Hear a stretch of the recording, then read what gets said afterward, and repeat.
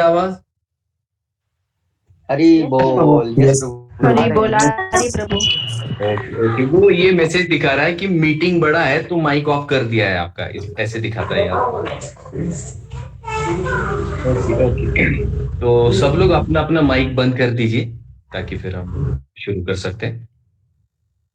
हरे कृष्णा, नमामि विष्णुपदाय कृष्ण पृष्ठाय भूतले श्रीमते भक्ति वेदांत स्वामिनित नामिने। नमस्ते सारस्वते देवे गौरवाणी प्रचारिणे निर्विशेष शून्यवादी पाश्चात्य देशतारिणे। जय श्री कृष्ण चैतन्य प्रभु नित्यानंद श्री अद्वैत गदाधर श्रीवास आदि गौर भक्त वृंद। Hare Krishna Krishna Krishna Hare Hare, Hare Ram Ram Ram. Hare Krishna. So we welcome all devotees for our monthly meeting. So आज हम एक बहुत स्पेसिफिक टॉपिक पर चर्चा करने वाले हैं। और विशेष करके जब बांग्लादेश का जो इवेंट हुआ और उसके पश्चात इंडिया में उसके काफी रिपरकशंस भी दिखे, तो एक डाउट जो है सारे डिवोटीज के माइंड में बहुत प्रोमिनेंट रहा। कि मान लीजिए कि भाई भगवान, अभी वहां पर हमने वीडियो में देखा था कि जगन्नाथ जी को जलाया, बलदेव जी को जलाया, सुभद्रा महारानी के विग्रह को उन्होंने डैमेज कर दिया। तो फिर काफी लोगों के मन में ये डाउट रहा कि कैसे अगर भगवान खुद की रक्षा नहीं कर पाए तो अ, फिर वो भक्तों की कैसी रक्षा करेंगे। तो ये मुद्दा मैं आपके साथ एक 20 मिनट में चर्चा करना चाहता हूँ। देखिए, भागवत अगर आप पढ़ोगे तो भागवत में मैं दो श्लोक लूंगा भागवत के, जो कि बहुत प्रोमिनेंट है, बहुत इंपॉर्टेंट है, जो आपको हमेशा पता होना चाहिए। देखिए, इस्कॉन में एक सबसे बेस्ट चीज क्या है कि हमारे पास सबसे बेस्ट फिलोसॉफी है। हमारे पास ऐसा फिलोसॉफी है जिसको बहुत कम लोग आज तक चैलेंज कर पाए हैं। आप चारों संप्रदायों में ले लीजिए या अन्य जो बड़े बड़े लीडर्स हैं, स्पिरिचुअल लीडर्स हैं, उनमें भी बहुत कम लोग हैं जिन्होंने बहुत उसमें कुछ त्रुटि निकाली है। तो हमारे पास नो डाउट सबसे बड़ा बढ़िया फिलोसॉफी है। बट हमारा एक जो ड्रॉबैक रहा है काफी हद तक आज दिन तक भी, एक जो मेजर हमारा ड्रॉबैक रहा है वो है हमारा टाइप ऑफ प्रेजेंटेशन। हम हमारे फिलोसॉफी को किस तरह से प्रेजेंट करते हैं, ये बहुत बहुत इंपॉर्टेंट चीज है। तो सामने देखिए, हमारा उत्साह एक अलग चीज है, लेकिन प्रेजेंटेशन ये मायने बहुत ज्यादा रखता है। आप एक वर्ड इधर उधर कर दो, मीडिया में उसका हाइप हो जाएगा और एक बहुत अलग इमेज हमारी बन जाती है। तो प्रेजेंटेशन हमें करते आना चाहिए क्योंकि लोगों की इमोशंस बहुत जुड़े हुए हैं। जैसे मान लीजिए कि हमारे यहाँ पर डेमीगॉड वर्शिप को बहुत चैलेंज किया गया है। प्रभुपाद जी के तात्पर्यों में तो आप देखोगे तो प्रभुपाद ने खटाखट धच्चे उड़ा दिए डेमीगॉड वर्शिपर्स की। लेकिन हम ये भूल जाते हैं कि डेमीगॉड वर्शिप ये शास्त्र का एक मेजर हिस्सा रहा है। आप उपनिषदों को ले लीजिए, आप पुराणों को ले लीजिए। देखो, यहाँ तक वेदों में भी आप देखोगे देवी देवताओं की पूजा के बारे में लिखा गया है। वो पूजन देवी देवताओं का एक बहुत प्रोमिनेंट है। अभी 7 तारीख से हम जानते हैं कि गणेश जी का बहुत बड़ा उत्सव बनेगा। हमारे यहाँ पर एक रील बहुत चली गई अभी, देखिए इस्कॉन की तरफ से एक मेजर रील चलता है। कोई बता सकता है कौन सा रील चलेगा हमारे यहाँ से? एक प्रोमिनेंट श्लोक को लेकर हम उस पर ही रील बनाते हैं। कोई बता सकता है कौन सा रील बनेगा? जैसे ब्रह्म संहिता का ये बहुत फेमस श्लोक है, जहां पर ब्रह्मा जी बताते हैं कि भगवान गणेश कौन है। तो वो बताते हैं कि नरसिंह देव ने उनके दोनों चरण उनके सर पे रखे थे, जिसके कारण उनको विघ्न विनाशक की ये जो टाइटल है वो मिला है, जो कि बहुत ट्रू है। वो कोई डिनाई नहीं करता। लेकिन हम कई बार ये बात को भूल जाते हैं कि भाई ऐसे भी लोग हैं जिनकी श्रद्धा सिर्फ और सिर्फ गणेश जी पर है। वो कृष्ण को नहीं मानेंगे, वो उनके माता पिता शिव और पार्वती को नहीं मान, उनका डेडिकेशन क्यों, उसका भी कारण मैं आपको बताता हूँ। क्योंकि हायरार्की है। देखिए, जैसे अगर आप पुराणों में पढ़ोगे, विशेष करके ब्रह्म वैवर्त पुराण जो है, उसमें गणेश जी के जन्म की कथा आती है। उसमें जन्म की दो कथा है जो गणेश पुराण में भी पढ़ती है। ओके, एक तो हम फेमस जानते हैं कि जैसे उनके पिताजी जो है भगवान शंकर उनका सर काट देते हैं। दूसरी एक कथा जो आएगी वो आती है, भगवान शनिदेव उनके घर पर आते हैं और शनि की दृष्टि पड़ते ही उनका सर कट जाता है, और फिर शनिदेव उनके लिए गणेश, गणेश माने एक गजानन का सर लेके आते, गज का माने हाथी का, और फिर वो लगा देते। ये दो प्रोमिनेंट स्टोरीज पुराणों में पड़ती हैं। अब देखिए लोग क्या करते हैं कि ग्रेजुअल प्रोग्रेशन को भूल जाते हैं। जैसे वर्शिप जो है वो हमेशा एकदम बेसिक से चालू होती, माने कुल देवी से चालू होती, फिर उसके बाद ग्राम देवत, फिर कुल देवी के पश्चात वो सूर्य की उपासना करेगा।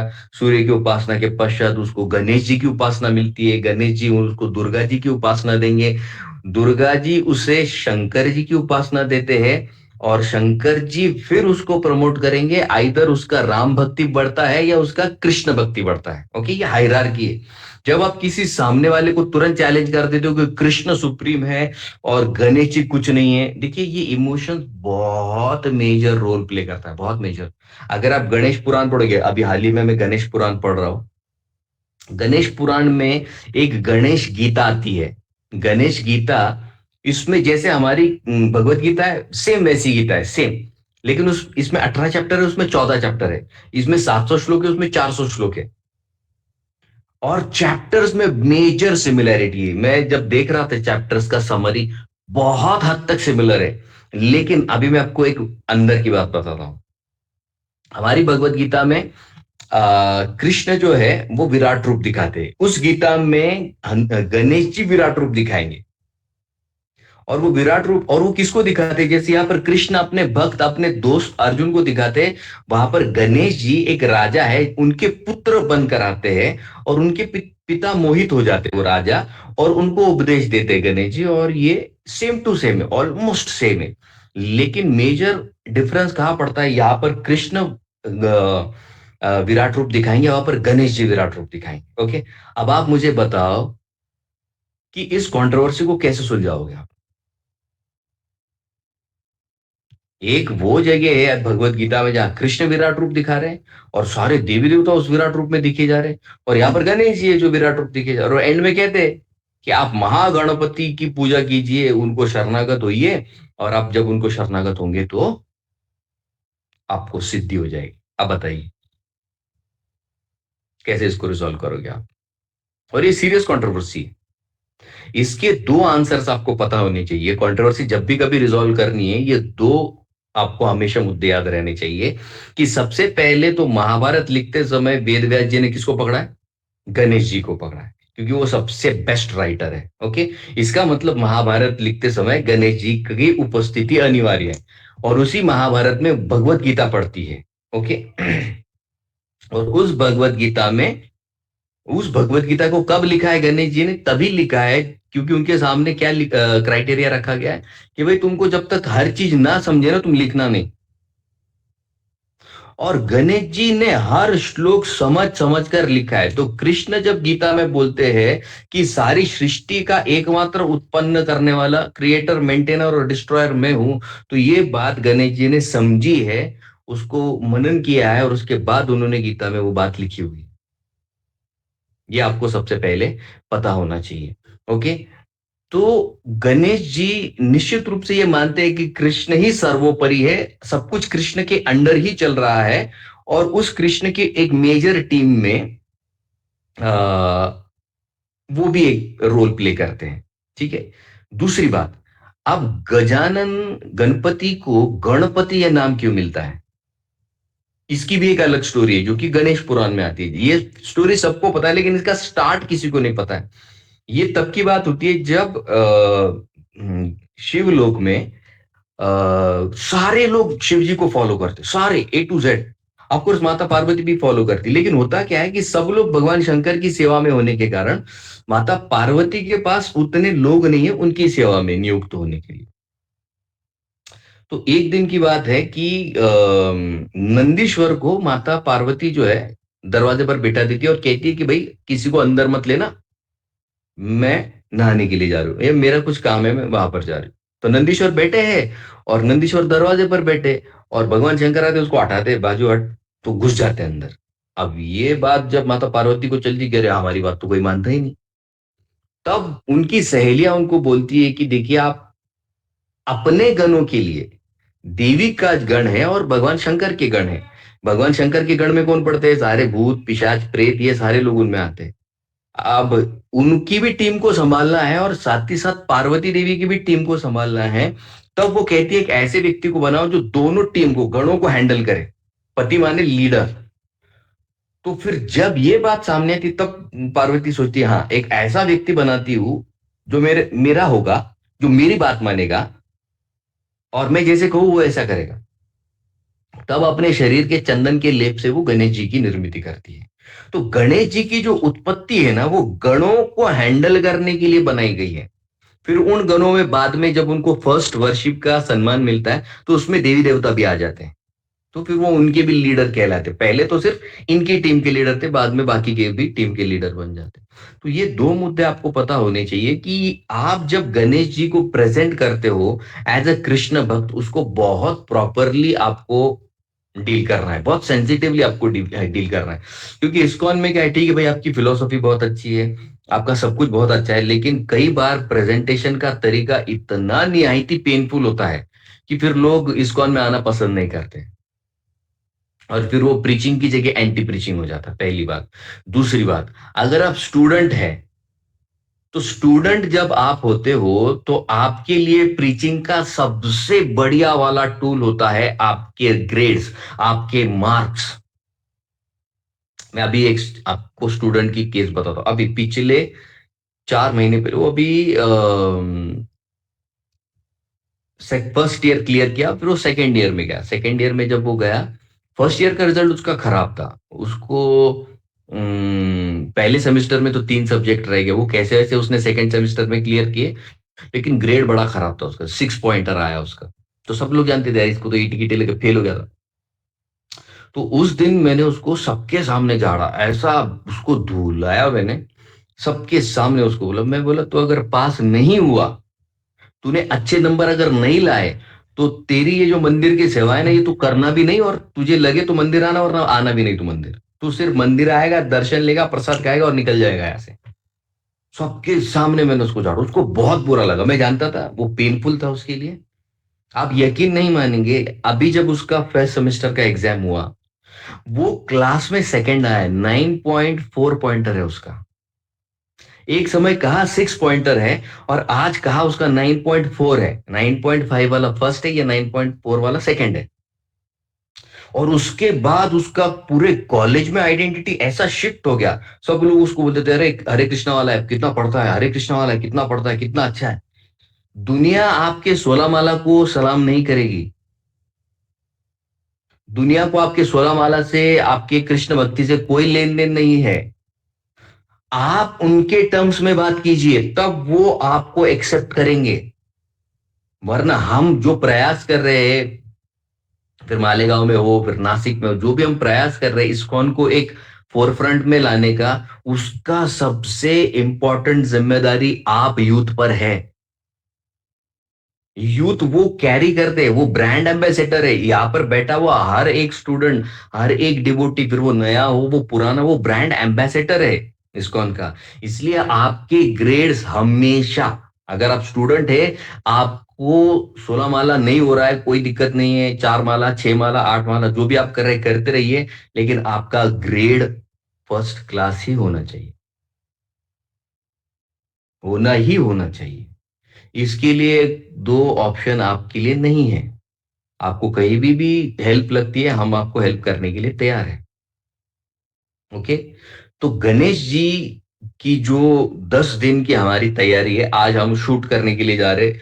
गणेश जी पर हम 10 रील बनाएंगे, जो अलग अलग स्टोरीज कवर करेंगे। उसमें से काफी सारी चीजें तो मैंने आपके साथ शेयर कर दी है, बट जिस तरीके से प्रेजेंट करना चाहिए उस तरीके से आपको प्रेजेंट करना है। ये पहला मुद्दा था। अब दूसरी बात रही, जो हमने स्टार्टिंग में बात की थी कि भाई डीटीज अगर खुद को नहीं बचा पाते तो हमें क्या बचाएंगे। तो 1651 भागवतम छठा स्कंद 16वां अध्याय 51 नंबर का श्लोक है। ओके। यहाँ पर भगवान स्वयं ही अपने बारे में कुछ बता रहे हैं, तो वो मैं आपके सामने प्रेजेंट कर रहा हूं। कृष्ण जो है, कृष्ण नहीं, यहाँ पर भगवान का एक स्वरूप है, भगवान का एक अवतार है जो यहाँ पर बात कर रहे हैं। तो यहाँ पर वो बता रहे अहम वही सर्वभूतानी, भूतात्मा भूत भावन, मैं ही सबके हृदय में परमात्मा हूं। अहम वही, मैं ही हर जगह हूं, व्याप्त हूं। फिर वो पूछते हैं कि भाई ठीक है, आपको हम कैसे पहचानेंगे आप हो? अगर हमें डायरेक्टली फेस टू फेस आपको मिलना है तो कहां मिलेंगे हम लोग आपको? फिर दूसरी दो लाइन में वो बताते हैं, शब्द ब्रह्म, पर ब्रह्म, दो चीजें यहां पर बताई गई है। कृष्ण कहते हैं मेरे दो स्वरूप है जो बहुत बहुत प्रोमिनेंट है। कौन से दो स्वरूप है जो आपके बहुत प्रोमिनेंट है? शब्द ब्रह्म, शब्द ब्रह्म माने जो वेद है उसको शब्द कहा गया है। ओके, शब्द ब्रह्म, पुराण ले लीजिए, वेद ले लीजिए, उपनिषद ले लीजिए, कृष्ण का स्वरूप माना गया है शब्द रूप में। शब्द ब्रह्म, पर ब्रह्म, पर ब्रह्म किसको कहते हैं? मंदिर में जो विग्रह होते हैं उनको पर ब्रह्म कहा गया है। तो जहां जहां कृष्ण का एस्टेब्लिश स्वरूप है उसे परब्रह्म कहा जाता है। शब्द ब्रह्म, पर ब्रह्म, ममो भी शाश्वती तनु, मेरे ये शाश्वत रूप है। तनु का मतलब होता है रूप, शरीर है, ये मेरे शाश्वत रूप है, ये हमेशा रहेंगे इस धरातल पर। अब ये दोनों कनेक्टेड है और इसका कनेक्शन आपको समझना होगा, शब्द ब्रह्म और पर ब्रह्म। ओके, पर ब्रह्म तो साकार रूप है भगवान का जो आपके सामने विग्रह के रूप में प्रस्तापित है। शब्द ब्रह्म से हमें पता चलता है कि पर ब्रह्म की उपासना कैसे करनी चाहिए। शब्द ब्रह्म में एकदम क्लियर है। क्या क्लियर है? कि भगवान ये जो विग्रह का रूप लेते, फिर वो जगन्नाथ बलदेव सुभद्रा हो, राधा कृष्ण हो, गौर निताय हो, या अन्य कोई भी भगवान का स्वरूप हो, क्यों लिया जाता है वो समझ लीजिए। रीजन समझिए आप सबसे पहले। ये बात नहीं है कि भगवान अपने आप को बचा नहीं पाए ना, मैं उसके रीजन भी दूंगा और उसके एग्जाम्पल भी मैं आपको दूंगा। सबसे पहले ये समझ लीजिए कि घर के जो विग्रह है वो क्यों लाने चाहिए या क्यों लाए जाते हैं, या मंदिर में क्यों रखे जाते हैं विग्रह, प्राण प्रतिष्ठित विग्रह। विग्रह ये विशिष्ट ग्रह है, ये विशिष्ट व्यक्तिमत्व होता है। विशिष्ट ग्रह क्या है? विशिष्ट क्या ग्रहण करने, ग्रह माने क्या ग्रहण करने के लिए आए वो? विशिष्ट रूप से वो हमारी सेवा को ग्रहण करने आए हैं। वो ऐसा स्वरूप है भगवान का जहां पर भगवान कहेंगे कि भाई मैं तेरे लिए कुछ नहीं करूंगा, तुझे सब कुछ मेरे लिए करना है। फिर कोई पूछ सकता है क्यों नहीं करेंगे आप मेरे लिए? क्योंकि कृष्ण ने ऑलरेडी कहा है, भूमि अपो अनलो वायु खम मन बुद्धि रेवच अहंकार इत्यम में भिन्ना प्रकृति रष्ट। ये प्रकृति को 8 तत्वों में मैंने बनाया है, और इस 8 तत्व के माध्यम से सब कुछ तुझे जो जो लगता है वो सब कुछ मैंने तुझे दे दिया है। साथ ही साथ शब्द ब्रह्म भी दे दिया है। अभी इसके ऊपर मेरे पास देने के लिए भी कुछ नहीं है, और तुझे जरूरत भी नहीं किसी चीज की। तो यहाँ पर हमारी सारी नेसेसिटीज पूरी हो गई। तो फिर भक्त बोलता है भगवान आपने मेरे लिए इतना किया तो मैं क्या करूं आपके लिए? तो भगवान बोलते तुझे कुछ करना ही है तो तू मेरे साथ रहे, मेरी सेवा कर। मन मना भव मत भक्तो मद्याजी माम नमस्कुरु, ये एक श्लोक है गीता में 2 बार आता है, 9.34 और 18.65। नंबर लिख लीजिए, ये एक ही श्लोक है जो गीता में 2 बार आया है।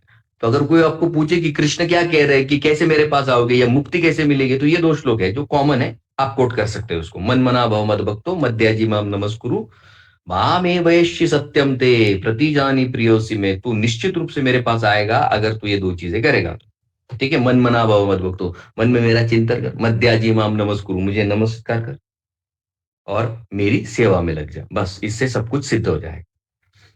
तो अर्च विग्रह जो है वो क्या ग्रहण करने आए हैं? वो ये ग्रहण करने आए हमारी सेवा।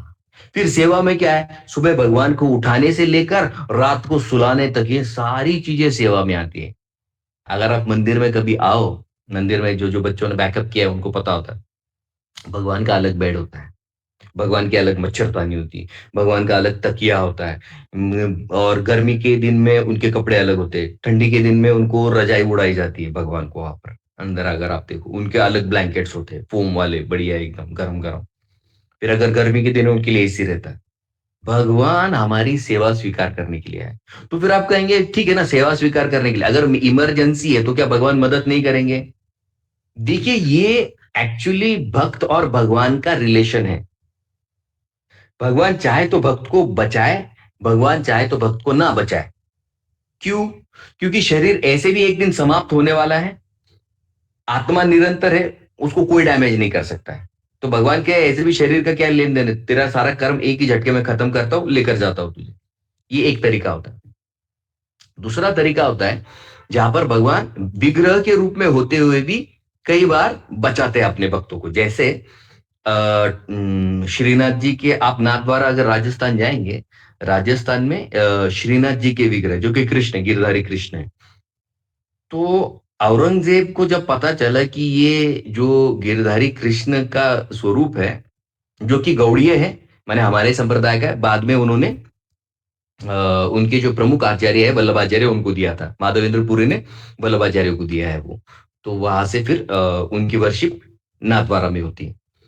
तो औरंगजेब जब चलकर गया वहां पर और उसने काफी तोड़फोड़ की और मेन मंदिर के पास पहुंच गया, तो मेन मंदिर से जो पुजारी है वो तो सब भाग गए, क्योंकि सबको स्वाभाविक है, वो बहुत नेचुरल, उसमें कोई गलत बात नहीं। तो वहां पर उनका एक जो मौलवी था, उसने कहा कि साहब यहाँ पर मत जाइए, क्योंकि ये भगवान बहुत जिसको हम कहते हैं ना, बहुत एक्टिव है। तो उसने नहीं माना, वो मंदिर के मेन दरवाजे को तोड़कर अंदर घुस गया। और जैसे ही मंदिर के मेन दरवाजे को तोड़कर औरंगजेब अंदर घुस गया, वो वहीं पर अंधा हो गया, प्रॉपर अंधा हो गया, उसको कुछ नहीं दिख। ये रजिस्टर्ड नोटेड हिस्ट्री है, ये हर हर कोई जानता है वहां पर। तो इतना वो चिल्लाने लग गया, बचाओ बचाओ। फिर सारे वैद्य, फिर सारे हकीम, सारे जितने भी वहां के डॉक्टर थे, सबको दिखाया, कोई बोले नहीं। तो उसका जो मौलवी है उसने कहा था, मैंने आपको पहले ही बताया था, आप यहाँ पर तोड़फोड़ मत कीजिए। तो फिर उसने वो पंडित को बुलाया, जो मेन पुजारी था, उसको पकड़ के लाते, बोलते बताओ क्या करना। बोले आप, भगवान दयालु भी है, आप आपकी सबसे फेवरेट वाली और सबसे महंगी चीज है वो भगवान को गिफ्ट में दे दीजिए। तो उसके पास एक बहुत कीमती मोती था जो वो हमेशा अपने पास रखता था उसकी तिजोरी में, सबसे महंगा था। तो आज भी आप नाथद्वारा अगर जाओगे ना, तो भगवान के नाक में वो लगाया जाता है मोती, वो औरंगजेब ने दिया, वो सारी दुनिया जानती। और जैसे ही वो औरंगजेब ने भगवान को गिफ्ट दिया, उसकी आंखें वापस आ गई, उसकी रोशनी वापस आ गई। दूसरा एक इवेंट है वृंदावन का, जहां पर लाडली लाल के मंदिर है। माने बरसाना की बात है, लाडली लाल मंदिर जो है वहां पर राधा और कृष्ण, माने कृष्ण का ससुराल है वो, कृष्ण वहां पर दामाद बन के रहते हैं। तो वहां की बात है, ये मुगलों ने वहां पर भी अटैक किया। तो लाडली लाल के तो ओरिजिनल डिटीज सीधा राजस्थान शिफ्ट कर दिया राजपूतों के पास। और वो मेन ऑल्टर पर विशाखा सखी के विग्रह रखे वहां पर, तो वो उनके ऑल्टर को सजाती थी। अब जब मुगलों ने अटैक किया तो सारे दरवाजे बंद कर दिए, वो ऊपर चढ़ गए, बहुत तोड़फोड़ किया उन्होंने। और फिर वो डिवोटीज बोले कि भगवान अभी मरना है तो आप ही के सामने मरेंगे, फिर कोई भी मारे हमें फर्क नहीं पड़ता है। और जैसे ही मुगलों ने दरवाजा तोड़ा अंदर से, तो वो विशाखा सखी के जो विग्रह है वहां पर, आज भी है वो विग्रह वहां पर, वो विग्रह में से ऐसी एक भयंकर सेना निकली, मतलब proper dressed with armour, shield और तलवारें ऐसी भयंकर। और जो काटा उन्होंने उन मुगलों को, वहीं पर ढेर कर दिया, एक बचा नहीं। और जो जो देख रहे थे वो नीचे से सारे भाग गए वहां से। और उसके बाद फिर मुगलों ने कभी वृंदावन की तरफ नहीं देखा। तो ये नोटेड हिस्ट्री है, बात ये नहीं है कि भगवान क्यों नहीं बचाते। अब ये उस भक्त के कर्म और उस भक्त का और भगवान का रिलेशन, ये दो चीजें मैटर करती है कि किस तरह उस इवेंट को कृष्ण डील करेंगे। ओके। तो यहां पर कभी भी वो डाउट नहीं आना चाहिए कि भाई यहां पर इतना ये कुछ हुआ, वहां पर नहीं। ये सब जन जानते हैं। देखिए मैं आपको नाम नहीं गिनाऊंगा, क्योंकि क्या है, बच्चे बच्चे बोलने बोलने में बोल देते हैं। बट मैं आज की तारीख में आपको बता सकता हूं, आज की डेट में भारत के ले लीजिए, वेस्ट में जितने भी बड़े बड़े लीडर्स हैं, किसी के मन में डाउट नहीं है कि कलयुग के लिए इस्कॉन एकमात्र संस्था है जो प्रेजेंटेबल है, और जो भगवान ने पुश किया ये मिशन, ये personally guided by the supreme, ये सारे लोग जानते हैं। और कई लोग आकर बोले भी हैं। पूना में एक बहुत बड़ा मिशन है, अगर मुझे पता नहीं आप जानते हैं, साधु वासवानी मिशन करके, बहुत फेमस है। वो मीराबाई को अपना लीडर मानते हैं और उनकी टीचिंग्स पर बहुत फेमस है। पूना में आप जाओ, कैंप के पास ही उनका बहुत बड़ा मिशन है। तो उनके लीडर बहुत प्रोमिनेंट लीडर थे। तो जाने से पहले वो मायापुर गए थे। ये उनकी डिसाइपल ने बताया, हमें भी किसी को नहीं पता था। उनकी डिसाइपल जब मंदिर में आई तो जाने से पहले वो मायापुर गए थे। मायापुर में एक पूरा दिन उन्होंने दिन भर कथा कीर्तन डांस बस नाच रहे थे गौर निताई के सामने, बस नाच रहे। और फिर वहां से आने के पश्चात पुणे में जब वो आए तब उन्होंने उनके क्लोज, एकदम क्लोज जो डिसाइपल है उनको कहा कि कलयुग के लिए इससे बेटर और कुछ नहीं है और कलयुग में यही आगे चलने वाला है। ये बोल के उन्होंने अपने प्राणों को छोड़ दिया। मैं तो आपको एक मिशन के एक लीडर की बात बता रहा हूं, ऐसे सभी लोग जानते, कोई बोलेगा नहीं, क्योंकि everybody has his own agendas, जो कि एक्सेप्टेबल है, कोई बात नहीं है, कोई दिक्कत नहीं। बट ये क्लैरिटी आपको तभी आएगी जब दो चीजें आप करोगे। दो जो शाश्वत तनु हमने लिए हैं, सबसे पहले कौन से थे? शब्द ब्रह्म। आपको प्रभुपाद की किताबें डेली पढ़नी है। एक पेज पढ़ो, दो पेज पढ़ो, आपको पढ़ना ही होगा। उसके बगैर आपको कोई क्लैरिटी नहीं आ सकती, आएगी ही नहीं आपको क्लैरिटी। और दूसरा, आपके घर में जो भी विग्रह है, फिर वो लड्डू गोपाल के हो, गौर निताई के हो, जो भी आपको ठीक लगे, कुछ एक कृष्ण का विग्रह जो आपको पसंदीदा है। फिर किसी को कूर्मा अवतार भी अच्छा लग सकता है, किसी को नरसिंह अवतार भी अच्छा लग सकता है, या नरसिंह देव का फोटो आपकी मेन ऑल्टर को सजा रहा है। Start worshipping. डीटी वर्शिप बहुत इंपॉर्टेंट है और बहुत पावरफुल टूल है। आपके मेजर प्रॉब्लम्स को डीटीज लेकर जाता है, ये नोटेड फैक्ट है। फिर वो आपके कर्म का बैकग्राउंड हो या फिर अन्य कोई आपके जीवन में आने वाली परेशानी हो, उसको बहुत छोटा करके भगवान देते, बहुत छोटा। ये कई बार देखा गया है। ओके, तो ये जो श्लोक हमने लिया 6:16:51, तो दो शाश्वत तनु है भगवान के, शब्द ब्रह्म माने जो शास्त्र हमारे पास है, और दूसरा कौन सा है? दूसरा है भगवान का अर्च रूप। ये दोनों को आपको आज से आगे डेली वर्शिप में लाना है। फिर भगवान के साथ आप डेली बैठकर बातें कीजिए कि भाई मेरे लाइफ में ये प्रॉब्लम है, ये हो रहा है, वो हो रहा है, मेरी पढ़ाई नहीं हो रही, मुझे अच्छे ग्रेड्स लाने हैं, मुझे अच्छा परफॉर्म करना है। ये छोटी सी छोटी बात लेकर पर्सनल लाइफ के, इंटरपर्सनल लाइफ के, फैमिली इश्यूज सारे आप भगवान के सामने रखते चलिए। और बस थोड़े दिन में आप एक मैजिक देखोगे आपके लाइफ में कि कैसे वो विग्रह आपके साथ आदान प्रदान करना शुरू कर देंगे। Okay, so thank you all very much. Hare Krishna, शिल प्रभुपाद की जय। Thank you all for joining today. बहुत अच्छा लग रहा है, 21 लोग हैं आज हम एक साथ यहाँ पर। ज्ञानदा दिख रही है, रूपेश, पूजा माता जी है, अक्षय, सौरभ, सत्या, कितने सारे डिवोटीज हैं। Thank you for joining. Okay, last किसी को कोई क्वेश्चन है आज के सत्र को लेकर तो हम डिस्कस कर सकते हैं, हमारे पास और 5 मिनट है। यस, रूपेश। प्रभू जी हरे कृष्णा. ये माझ्याकडे कृष्णांचे दोन डेट तर ते दोघी मी घरात ठेवतो, काय प्रॉब्लेम नाही ना? तुझा आवाज ब्रेक होतोय, परत बोल. माझ्याकडे कृष्णांचे दोन डेटीज आहेत, पण ते दोघी घरात ओके, ठेवतो, काय प्रॉब्लेम नाही ना? डीटीज म्हणजे काय? मूर्ती आहेत फायबरच्या दोघी. दोघही किती? लड्डू दोन गोपाल. मूर्त्या आहेत? हो, लड्डू गोपाल दोन आहे. हा, ऑल्टरवर ठेवू शकतो तू, काय प्रॉब्लेम. ठीक आहे, ठीक आहे. हरे कृष्णा. हरे कृष्ण. यस हर्ष, कुछ कह रहे थे आप? यस प्रभु जी, आपने गणेश जी को कैसे वो भक्ति रिप्रेजेंट करना है वो बताया।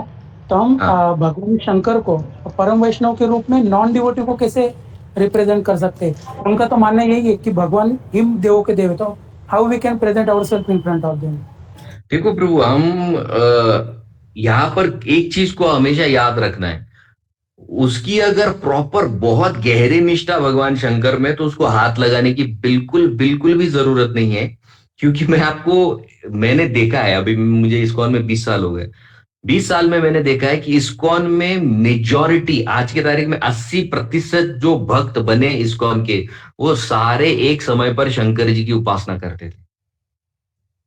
80% से ज्यादा हमारे पास शिव भक्त है, क्योंकि वो प्रोग्रेशन में, प्रभु गलत कुछ नहीं उसमें, वो प्रोग्रेशन में भगवान शंकर उसको बराबर यही लाकर छोड़ेंगे। तो अगर वो सिंसियरली भगवान शंकर की सेवा साधना कर रहा है, let him continue. It is only matter of time, भगवान शंकर उसको इतना स्ट्रांग इंट्यूशन देंगे अंदर से, वो खुद आकर जब चालू कर देगा। ऐसा एक नहीं, ऐसे कई एग्जाम्पल्स मैंने देखे। मुंबई में तो आप वो बाबुलनाथ का मंदिर है ना, बाबुलनाथ का आधा क्राउड आज हमारे मंदिर का दीक्षित भक्त है चौपाटी में। हाँ, तो let them worship, no need to discontinue their faith. और ये भी बताने की जरूरत नहीं है, उनको मंदिर में इनवाइट कीजिए, प्रसाद दीजिए, अच्छी दो मीठी बातें बोलिए उनके साथ। अगर वो सुनने के लिए तैयार है कि भाई महादेव वैष्णव है, तो उसको बताइए। क्योंकि पहले इसमें वो जैसे रिएक्ट करेगा उससे पता चल जाएगा कि वो कितना सुनने के लिए तैयार है। अगर वो सुनने के लिए तैयार नहीं तो उसको कुछ मत बोलिए, उसको अच्छी तरह से उसको ख्याल रखिए। It's only matter of time, वो आ जाएगा, डिवोटी अपने बन जाता है। प्रभु जी, अपना एक लास्ट आशीर्वाद क्वेश्चन कीजिए। था। हाँ। लास्ट क्वेश्चन था कि जैसे हमारा 10 नाम अपराध में से एक नाम अपराध है कि जिसकी भगवान के नाम में रुचि नहीं है, निष्ठा नहीं है, उसको प्रचार नहीं करना चाहिए। तो अगर प्रभु जी हम हम्म। भक्तों को प्रचार नहीं करेंगे तो भगवान के नाम में रुचि कैसे ला पाएगा? तो हम इसको कैसे समझ सकते हैं? देखो उसमें कैसे है, आज उसको रुचि नहीं है ना, बराबर है, तो उसको रुचि लाई जा सकती है। रुचि लाने का एक तरीका है प्रीचिंग। ओके, आप एक बार बता दीजिए उसको, तो उसका जो इमोशन है वो नेचुरली आ जाएगा। अगर वो सिंसियर है, सिंसियर माने हर एक कोई सिंसियर ही होता है, बट अगर एक प्रॉपर पाथ को फॉलो कर रहा है तो आपकी बात सुन लेगा, वो सुनने के लिए तैयार हो जाएगा। लेकिन सुनने के बाद वो कितना फॉलो करता है उसको देखिए। अगर वो फॉलो नहीं कर पा रहा है, छोड़ दीजिए उसको। फिर वो जो मंदिर में आता है उसको बहुत सारा प्रसाद खिलाइए, या आपके घर पे भगवान लड्डू गोपाल होंगे, उसका जो प्रसाद है उसको खिलाते रहिए। उससे होता क्या है, उसकी जो सुकृति है वो बढ़ जाती है, और कृष्ण भक्ति को रिसीव करने के लिए उसकी पात्रता ऑटोमेटिक बढ़ जाती है। वही उसके नाम रुचि का कारण बन जाता है।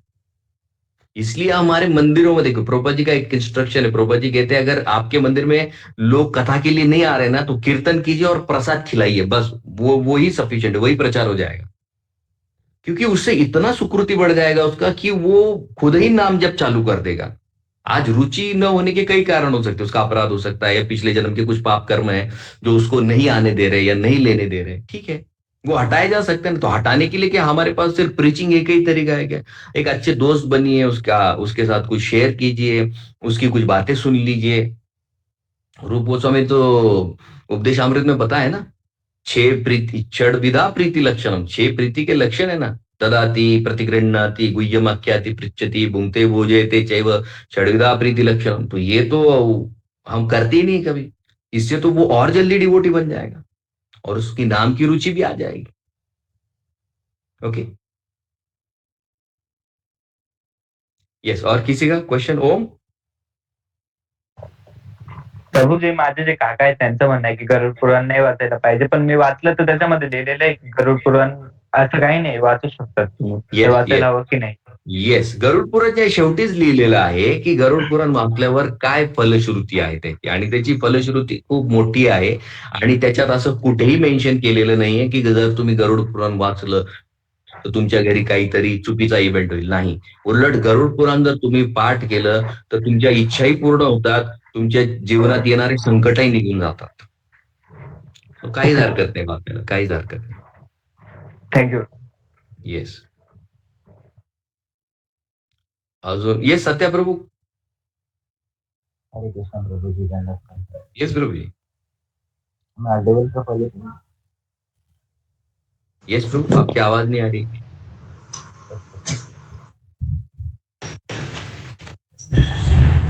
अभी ऑडियो आ रहा ठीक से हो जाए? हाँ, अभी क्लियर. हाँ प्रभु जी, जैसे कि आपने कहा कि हमें डेटी वर्शिप करना चाहिए, बहुत इंपॉर्टेंट है हमारे लिए। तो मैं ना प्रभु जी डेटी वर्शिप करते करते इतना एंगेज हो जाता हूँ ना, पता ही नहीं चलते 1.5 घंटा निकल जाते उसमें अंदर सुबह सुबह। और आपने से कहा कि वो जब हम डेटी वर्शिप करते हैं तो हमारा बहुत सारा इससे बड़े बड़े प्रॉब्लम होते हैं ना, इतने निकल जाते कभी चुटकी में, पता ही नहीं चलते। तो वो मुझे आज ही अभी रियलाइज हो रहा है ऐसे बहुत सारे सिचुएशन थे, ऐसे चुटकी में कब निकल गए। सही है, सही. यस. और किसी का कोई क्वेश्चन? तो प्रभु जी, आपने डीटी वर्शिप के बारे में बताया कि वो हमारा प्यूरिफिकेशन जल्दी करता है। तो अगर कोई भक्त घर से बाहर रह रहा है तो वो कैसे इस चीज को समझ सकता है या प्रैक्टिस कर सकता है? क्या डीटी वर्शिप को? यस। मतलब अगर बाहर रह रहे पॉसिबल नहीं है डिटीज वर्शिप करना। नहीं, डीटीज देखिए, डीटीज को बेसिक बेसिक सेवा भी चलती है देखिए, क्योंकि हमारे पास जो डीटीज है वो इंस्टॉल्ड नहीं है। इंस्टॉल डीटी का नियम क्या है कि अगर 3-4 दिन के ऊपर अगर आपने कंटिन्यूसली उनकी सेवा नहीं की है, आप बस वैसे ही रखे हुए, तो वो विग्रह को खंडित माने उसके भगवान उसमें से अपने स्थान को छोड़ देते हैं, ऐसा माना जाता है। लेकिन ये वेलकम क्यों करते हैं? क्योंकि कभी एक टाइम में भोग लगता है, कभी 3 टाइम लगता है, तो दिन में एक बार तो हम भोग लगा ही सकते हैं ना, मिनिमम, बेयर मिनिमम। उतना भी किया तो भी चलता है, उसके लिए ऐसा कोई ये नहीं होता है। तो बेयर मिनिमम वाला भी क्राइटेरिया आप लगा सकते हैं। ओके, ये स्मिथ। प्रभु जी, हम हमारे लाइक वो कोई कोई ऐसे कॉलेजेस में या हम आउटवर्ल्ड में जाते हैं तो देखते हैं कि वो इस्कॉन के रिलेटेड या किसी भी चीज के रिलेटेड क्रिटिसाइज करते हैं, एंड हम देखते हैं कि वो कोई और फिलोसफी फॉलो कर रहे हैं।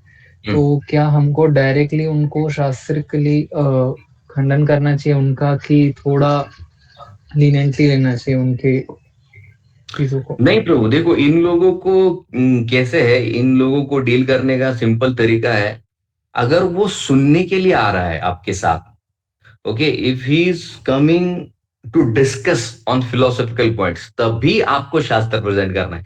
Otherwise it is simply waste of time. छोड़ देना है उनको, इमीडिएट छोड़ देना है, क्योंकि वो डिबेट आपका इतना एनर्जी सक करके लेके जाएगा, it is simple waste of time. और ये गलतियां मैंने कई बार की है। वो उल्टा आपको चैंटिंग में मन नहीं लगने देगा, क्योंकि वो सीरियस आपका एनर्जी विड्रॉ करके लेके जाता है। जो व्यक्ति सुनने के लिए आया है, जो जानने के लिए आया है, उसी को हम टाइम देते हैं, अदरवाइज हमें दुनियादारी से कोई लेन देन। ओके, और एज ए स्टूडेंट आपका सबसे मेन फोकस होना चाहिए आपकी पढ़ाई। फिर मेरा तो सीधा कहना है कि भैया अगर आपकी उसमें 16 माला नहीं हो रही है, कोई दिक्कत नहीं।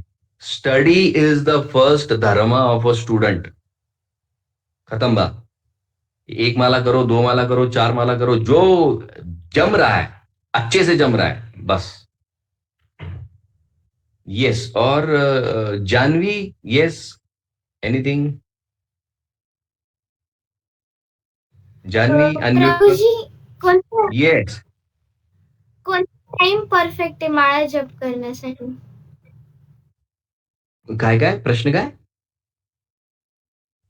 माळा जप करण्यासाठी म्हणजे असं परफेक्ट टाइम कोणता आहे, स्पेसिफिक टाइम? अच्छा अच्छा अच्छा, जप करण्यासाठी बेस्ट टाइम असतो ब्रह्ममुहूर्तात, म्हणजे अर्ली मॉर्निंग 5 to 6 मध्ये जर आपण जप केला तर तो सगळ्यात बेस्ट असतो.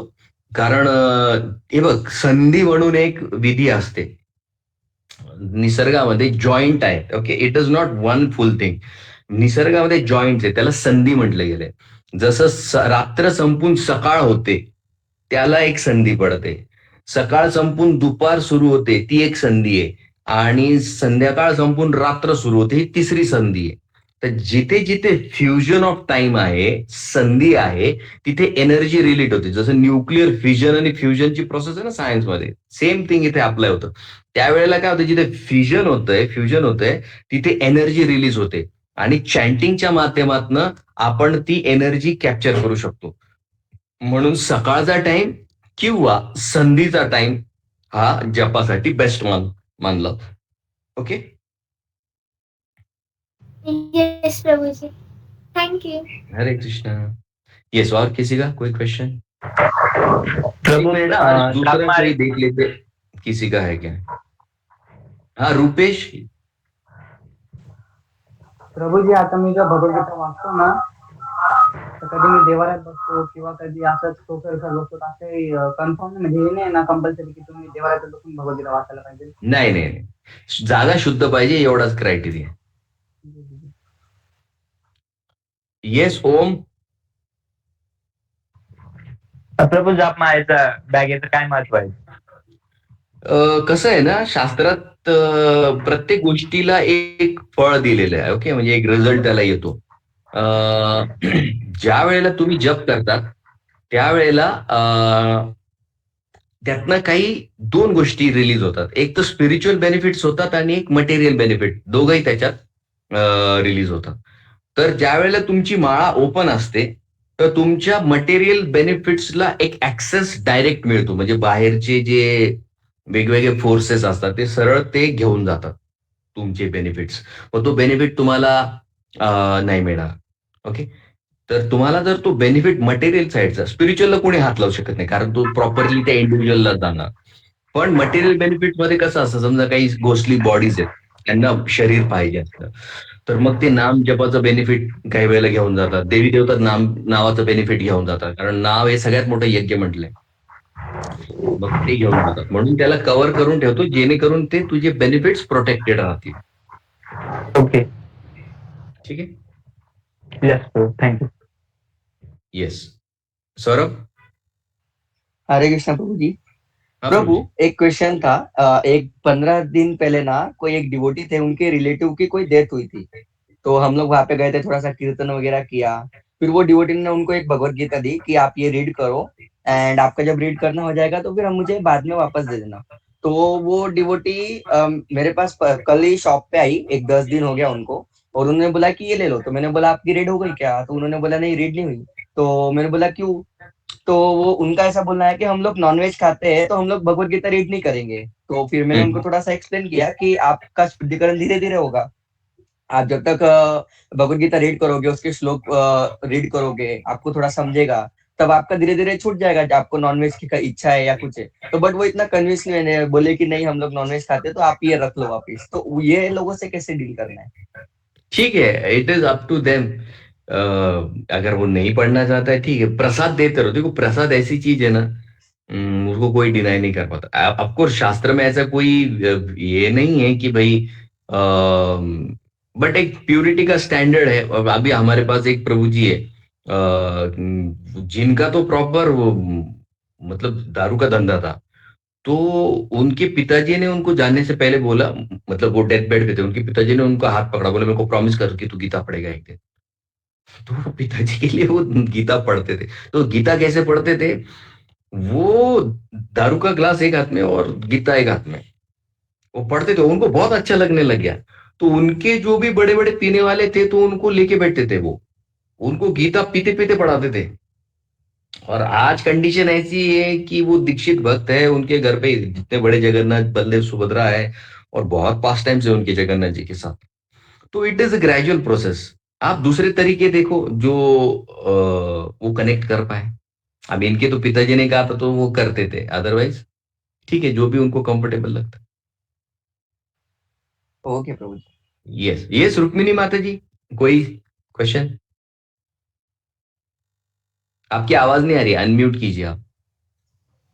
हरे कृष्ण प्रभु जी। यस यस दंडवत प्रणाम प्रभु जी। यस। मेरा क्वेश्चन ये था कि विवाह अग्नि के साथ दाह संस्कार की अग्नि का क्या रिलेशन है? आपने एक सेशन में बोला था ऐसा, तो मैं ये समझी नहीं कि ये कैसा रिलेशन, क्या क्वेश्चन क्वेश्चन फिर से बताइए। दाह संस्कार के समय विवाह अग्नि के साथ दाह संस्कार की जो अग्नि होती है उसका हाँ, okay okay okay okay, right right. तो देखिए कैसे होता है, जब किसी दंपति का विवाह होता है, माने एक लड़का लड़की विवाह करते हैं, तो वो जब यज्ञ करते हैं ना, लास्ट वाला विवाह जिसको फेरे लिए जाते हैं, तो उसकी जो अग्नि है, वो अग्नि साक्षी भी बनती है उनकी, उनके जो भी इसके आगे के जो एक्टिविटीज रहेंगे, अच्छे बुरे, उन सब की साक्षी वो अग्नि देती है। तो वो अग्नि का एक दिया उनके ऑल्टर में जलता रहता है हमेशा, नॉन स्टॉप, जब तक वो दोनों हैं।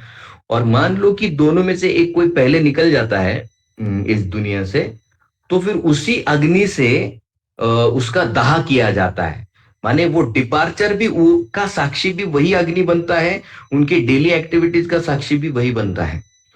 तो अग्नि को साक्षी मानकर वो सारी क्रिया की है, और वहां से फिर वो कहते हैं कि भैया बहुत बहुत धन्यवाद, आपने इतने समय तक हमारा साथ निभाया, मेरी जरूरतों को, फिजिकल, मेंटल, इमोशनल, सारी जरूरतों को आपने पूरा किया, तो आई एम सो ग्रेटफुल। और उस ग्रेटफुलनेस के माध्यम से फिर वो अग्नि, उसी अग्नि से उनके शरीर को दाह किया जाता है, जो भी पहले जाता है। ओके ओके प्रभु जी। तो वो जो अग्नि है, मतलब क्या बोलते हैं उसको, हमारे यहाँ ऐसा कुछ होता नहीं है। ठीक है कि अग्नि जलता है। नहीं, तो ये पुराणों में दिखेगा। जैसे अगर आप गरुड़ पुराण पढ़ोगे तो उसमें इसी तरह की विधि दी गई है। अब होता क्या है कि हर कम्युनिटी के अनुसार विधि कई बार बदलती है, वो भी अलाउड है क्योंकि over period of time. But the end thing is कि वो ग्रेटिट्यूड आपको पक्का दिखाना पड़ता है उस व्यक्ति के प्रति, जो भी आपका पार्टनर रहा। उसके बगैर फिर आपकी कोई विधि पूरी नहीं मानी जाती है। ग्रेटिट्यूड तो कैसे भी दिखाया जा सकता है, थोड़ी जरूरी है कि वो अग्नि चाहिए। वो ग्रेटिट्यूड मेन पार्ट है उसमें। ओके प्रभु जी। Okay, yes. जान्हवी, काय क्वेश्चन? प्रभूजी मी गरुड पुराण वाचलं तर चालेल? हा, काही प्रॉब्लेम नाही, वाचू शकता। Yes yes. और किसी का कोई क्वेश्चन? ठीक है, कोई क्वेश्चन? हाँ, यस, 2 लोग हैं। यस, सत्या प्रभु।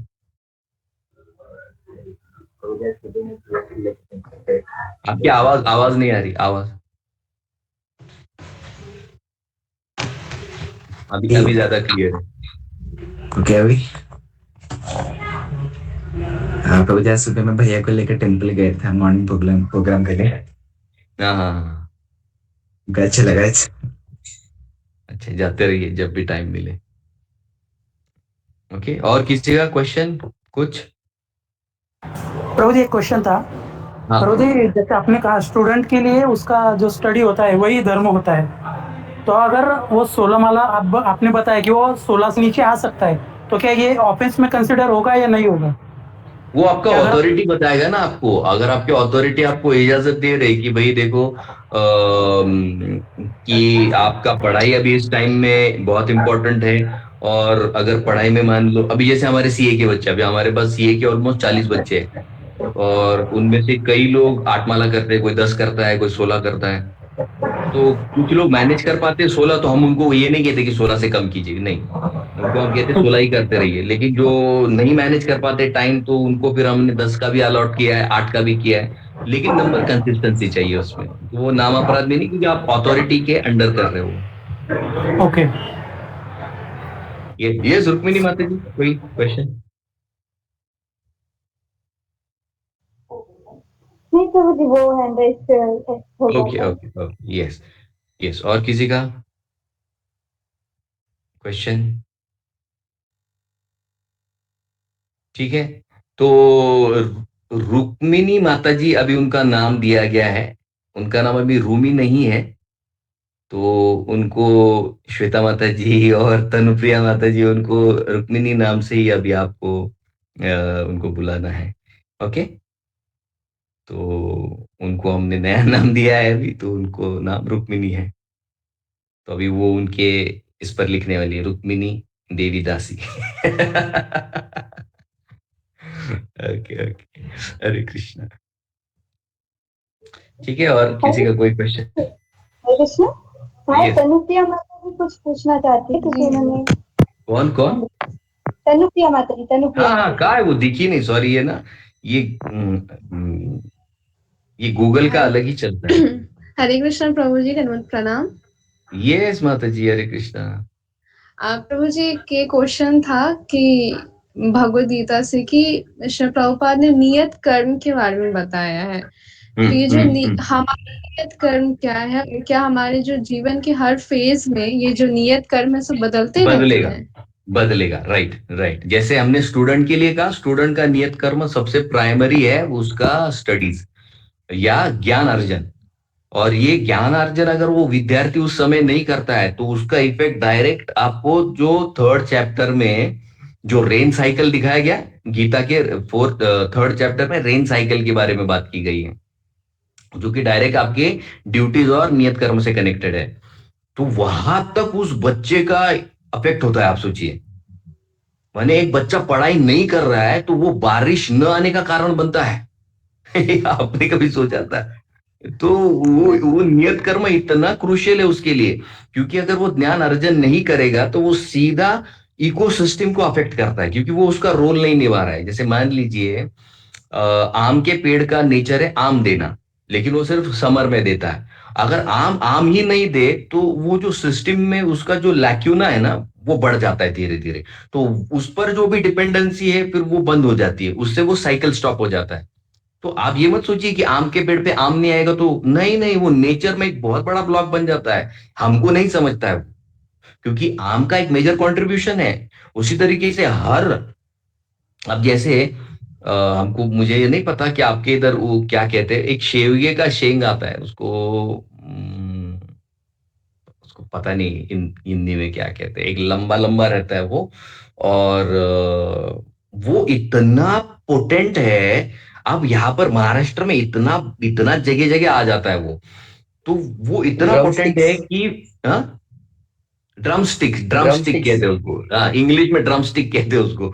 तो वो ड्रम स्टिक इतना पोटेंट है कि उसमें अगर मान लो कोई लड़का या लड़की अंडर नरिश्ड है, मैल नरिश्ड जिसको कहते हैं, वो अगर वो मैल नरिश्ड स्टूडेंट को इसका रस अगर दिया जाए ना उसके लीव्स का, उसका सब मैल नरिशमेंट खत्म हो जाएगा। ये वर्ल्ड हेल्थ ऑर्गेनाइजेशन ने उसको सुपर फूड में डाला है। आप सोचिए, हमारे लिए जो चीज इतनी इजीली एक्सेसिबल है उसको वर्ल्ड हेल्थ ऑर्गेनाइजेशन ने सुपर फूड डिक्लेयर किया है, भाई ये खाते रहो आपको कभी बीमारी नहीं होगी। उसी तरीके से एक स्टूडेंट जब अपने रोल को डिनाई करता है तो वो नेचर को सीधा अफेक्ट करता है। इसलिए नियत कर्म स्टूडेंट लाइफ में अलग होगा, मैरिड लाइफ में अलग होगा, उसके आगे के लाइफ में और बुढ़ापे में अलग, वो अलग अलग होता रहता है। वो 6 चैप्टर में जो 6.17 उस पर हमने 3 सेशन लिए, तो वो उसमें हमने कवर किया था ये। ओके। तो प्रभु जी ये जो हमारा फिर चैंटिंग है, हियरिंग है, ये फिर किस कौन से कर्म में आता है फिर? ये आपके देखिए 2 कर्म पड़ते हैं आपके, एक होता है बॉडी से रिलेटेड, एक होता है सोल से रिलेटेड। तो सोल के, अभी मान लीजिए स्टूडेंट है, स्टूडेंट लाइफ में ना तो बच्चे को ज्यादा इंटरेस्ट होता है, उसको खेल कूद में इंटरेस्ट होता है, तो उसके लिए स्टडी को प्राइमरी इंपॉर्टेंस दिया जाता है, चैंटिंग को सेकेंडरी। माने करना नहीं, ऐसा नहीं करना है, बट वो कभी 6 ही करेगा, कभी 8 ही करेगा, कभी 10 ही करेगा तो 16 भी करेगा, 32 भी करेगा, लेकिन उसको करना ये इंपॉर्टेंस दिया गया। आगे जैसे वो बड़ा होता जाता है फिर उसका नंबर बढ़ते जाएगा। फिर एक टाइम आता है जो यूथ में उसके पास टाइम नहीं है, एनर्जी, रिसोर्सेज, वो करता है, फिर उसके बाद उसको फिर से एक प्लेटो आ जाएगा, फिर हो सकता है 16 कर पाए, नहीं कर पाए। लेकिन जैसे जैसे उसकी उम्र बढ़ती है उसकी सोशल रिस्पॉन्सिबिलिटीज कम होती चली जाएगी, और उसके बाद जो मेजर चंक ऑफ टाइम बचता है फिर उसमें उसको कोई कॉम्प्रोमाइज नहीं करने के लिए अलाउड है। फिर वहां पर उसको 16 भी कम बोला गया, उसके लिए 32 भी कम बोला गया, लेकिन उसके लिए कहा गया निरंतर जप करते हैं। ओके।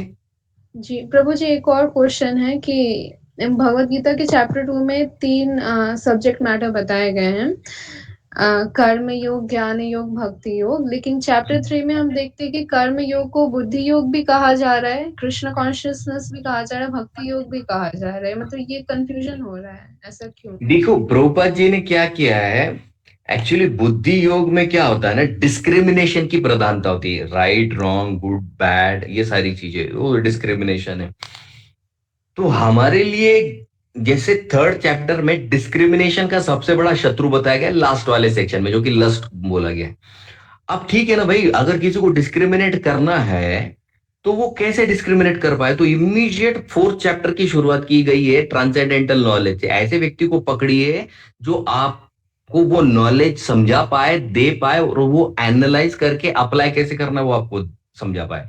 इसलिए 4th चैप्टर में भगवान कृष्ण, वो बहुत फेमस श्लोक है ना, यद यद आचरति श्रेष्ठ तत्तदेवेतरो जन, उसको वहां पर डाला गया, क्योंकि ऐसा व्यक्ति जिसने इसको समझा है उसको आपको हैंड होल्डिंग के लिए लेना पड़ता है। तो 3rd चैप्टर में आपको क्या बताया गया है कि क्या करना है, 4th चैप्टर में गया बताया गया कैसे करना है। ओके ओके प्रभु जी एक और क्वेश्चन है 3.9 श्लोका से है कि श्री प्रभुपाद इसके पर्पट में एक स्टेटमेंट कह रहे हैं कि in the beginning it is recommended to work under the guidance of the senior devotees. तो हम सही ढंग से कैसे उनका गाइडेंस प्राप्त करें, कैसे उनसे वार्ता करें, और कैसे सवाल हम उनसे पूछे सीनियर डिवोटीज से? देखिए सीनियर डिवोटीज को आपको क्वेश्चन वही पूछने हैं जो भक्ति में आपको आगे बढ़ाए। ओके, अगर आप सीनियर डिवोटी को ये पूछेंगे कि भाई ये 3 लड़के मुझे चूज करने के लिए बोले मेरी माँ ने शादी के लिए तो मैं कौन सा करूं? अब ये तो आप थोड़ी ना प्रभु जी को पूछोगे। आप पूछोगे कि भाई मेरा जप नहीं हो पा रहा है, मैं कभी पढ़ाई में फोकस नहीं रहती हूँ, आजकल बहुत डिस्ट्रैक्टेड हूँ, क्या करना चाहिए, कहाँ गलत हो रहा है मुझसे, मैं आगे बढ़ना चाहती हूँ भक्ति में, तो क्या करना चाहिए? This is the thing you should be asking. Okay, जो स्पिरिचुअल ओरिएंटेड क्वेश्चंस है वो आप उनको पूछ सकते हैं। ओके ओके, प्रभु जी, हरे कृष्णा, दंडवत प्रणाम, थँक यू सो मच प्रभु जी. ज्ञानदा काय विचारायचंय? हा प्रभू, मी असं विचारत होती की आम्ही ना आता स्टडी करतो ना, तर आमचा दिवस दिवस बाहेर चालला जातो ट्युशनमुळे आणि त्याच्यामुळे, तर मग आम्हाला बरोबर. टाइमच भेटत नाही. मग आम्ही जप केली पाहिजे का नाही? या फेज मध्ये तुम्हाला सवय लावणं फार गरजेचं आहे. हा जो तुमचा फेज आहे, इथे तुमच्या सवयी तुम्हाला फार महत्वाच्या आहे. कारण तू समजा पुढे ज्युनियर कॉलेज, सीनियर कॉलेजला गेली, तिथे सवय लावणं तुला सोपं नाही जाणार.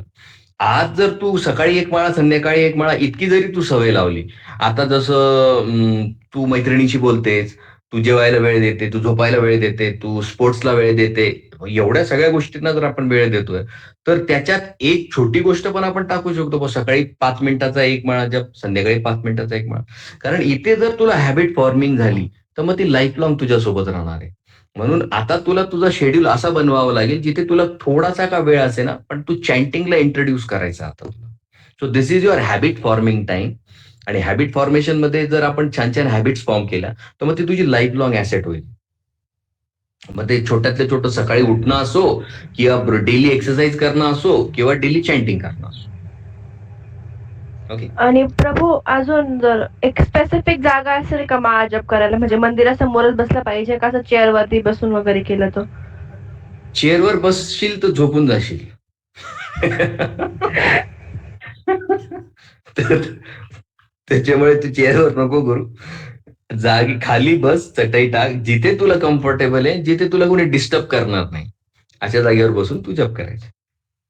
नाही तर मग ते अरे मग तू काय करते, मग हा कुठला जप आहे, मग तू आम्हाला पण सांग, मग तू काय टाइमपास करते, तर म्हातारपणातली कामं आहे, हे आता थोडी करायचं असतं. मग तुला सल्ला मशवरत करणारे पण खूप येतील, तुला जपही करू देणार नाही, आणि तुझा आहे तोही विश्वास तो जपावर राहणार नाही.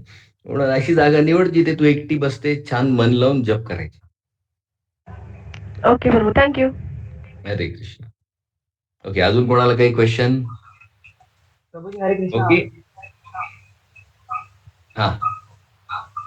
तर आम्ही ज्या क्लासेसमध्ये जातो तिकडे आम्हाला कधी कमी मार्क्स पडतात ना, तर लोक आम्हाला बोलतात काय की काय पडतात?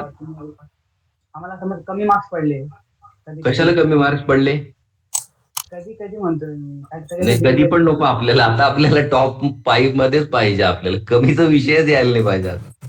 तर मग ते म्हणतात आम्हाला की तुम्ही एवढा महाजप करतात, तुला तिलक लावतात, तरी पण हा, मग मी तेच सांगतोय, मी तुम्हाला स्टार्टिंगच आपण त्याच्यापासून केलीये की ते सरळ कनेक्शन याच्या बरोबर जोडणार, आणि ते प्रचाराच्या ऐवजी ते अँटी प्रिचिंग होणार.